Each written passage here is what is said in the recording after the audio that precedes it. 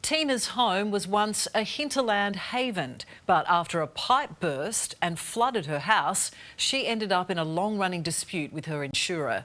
Now her home is so badly infested with mould, she claims it's making her sick.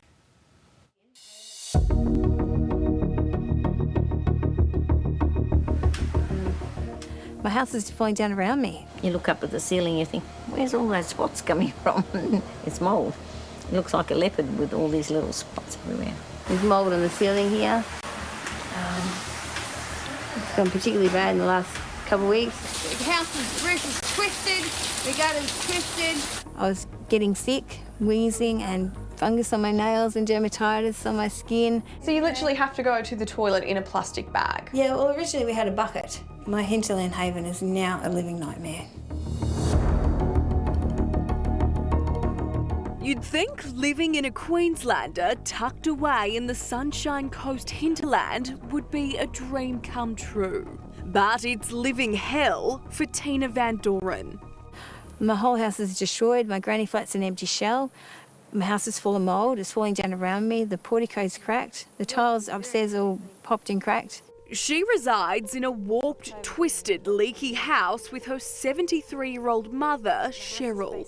Aren't you worried that it's not structurally sound and one day I've heard it sometimes go bad.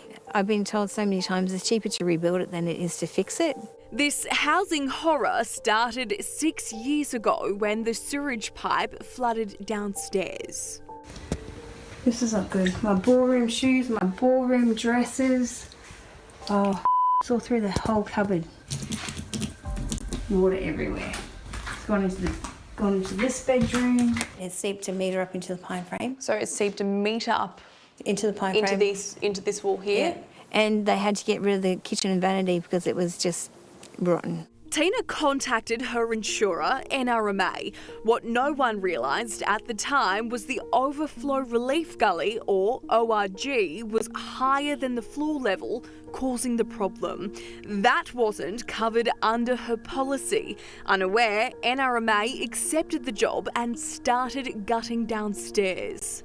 NRMA told A Current Affair, "We appointed an engineer to oversee this work so there was no impact on the structural integrity of the house."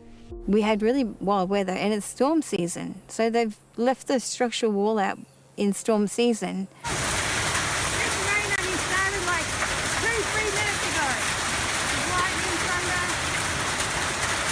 thunder. That's when Tina claims cracks started to appear and the house began to leak. Because the house twisted, it then affected upstairs. Yeah, so it's put pressure on the whole house. So the timbers in the roof were so wet for so long, we were worried about timber rot and the roof falling in on us. Then Tina says power points began to trip and the pressure pump stopped working, which meant no running water. Soon mould spread. It's so bad, Tina claims her nails and skin are affected. I'd be scratching, skin would be coming off under my... And it looked like I was about 100 years old. You keep your clothes in the car? Yeah. So the mould doesn't get in? Yeah, the mould doesn't get in there. Yeah. It's very dysfunctional here. I know, yes. So NRMA has ripped out all the vanities, they've ripped out the walls. Yep. And they've left it an empty shell. Yeah. And they're not going to put it back in? No. They walked away. They said, sorry, we made a mistake, and walked and never came back.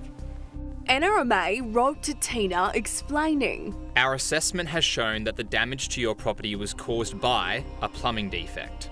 and sent us a statement saying the Australian Financial Complaints Authority agreed the damage is unrelated to work done by NRMA and unlikely due to pre-existing termite damage, possible foundation movement and wear and tear. It's a difficult issue, but once an insurance company starts a repair, in my view, they should actually complete that repair.